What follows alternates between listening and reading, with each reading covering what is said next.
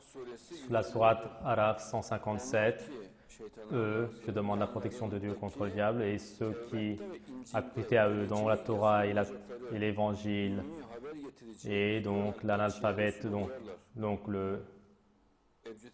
et la valeur Abjad donne 2025. Et donc, sous cet aspect, cela fait référence au Mahdi, mais dans la Torah et l'Évangile, et l'écrit qu'ils ont trouvé, ces personnes disent que la Torah et l'Évangile ne sont pas valables, mais Dieu dit que c'est valable.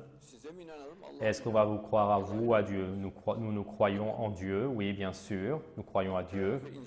Et dans la Torah et l'Évangile, donc, cela va être écrit, c'est écrit, donc la venue du prophète de Dieu, et donc la région de Paran, donc c'est la Mecque et Médine, les 100 000, les montagnes Paran, donc il n'y a personne d'autre, il n'y a que notre prophète qui est sorti de là-bas, et c'est écrit dans la Torah, et toi tu dis que ce n'est pas valable. Est-ce que cela serait non valable? Bien sûr, c'est valable. Et c'est également donc, cela fait référence à l'événement du Mahdi, oui, de manière très claire. Et le fait que la valeur Abjad donne 2025 dans la Torah, à côté de l'Évangile, donc celui qui apporte l'information, donc analphabète entre guillemets, donc c'est parce qu'il c'est celui qui ne connaît pas l'arabe, qui ne peut pas écrire. Et le Mahdi ne va pas connaître l'arabe. Et il est donc, sous cet aspect, donc il est analphabète comme il est. Et dans la Torah et l'Évangile, le Moshiach est expliqué de manière très longue.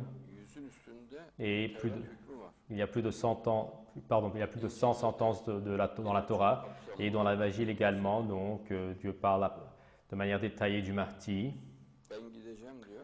Jésus dit, moi je vais partir et après moi, lui va venir. Qui est-il? Oui, le Paraclite. Et moi, si je ne m'en vais pas, lui ne viendra pas, dit-il. Le Paraclite. Et si vous voulez le connaître, dit-il, à côté de lui, il aura donc une jarre d'eau. Et suivez la personne qui a une jarre d'eau et allez dans sa maison et conformez-vous à lui. Cela veut dire qu'il va y avoir une maison et cela veut dire que donc il a un groupe d'amis. Donc il ne dit pas aller dans sa ville, donc aller dans sa maison.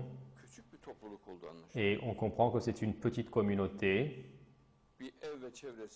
Et combien de personnes peuvent rester dans sa maison autour de lui? Combien de personnes peuvent entrer? Suivez-le. Et dans sa main, il a une jarre d'eau. Qu'est-ce donc? Et donc la jarre d'eau fait référence à quoi? Oui, donc à l'ère du Verseau. C'est-à-dire, et cela regarde au Mahdi, donc d'abord cela fait référence au fait que cela indique que le Mahdi va sortir dans l'ère du Verseau et on comprend que le Mahdi donc a le signe du Verseau.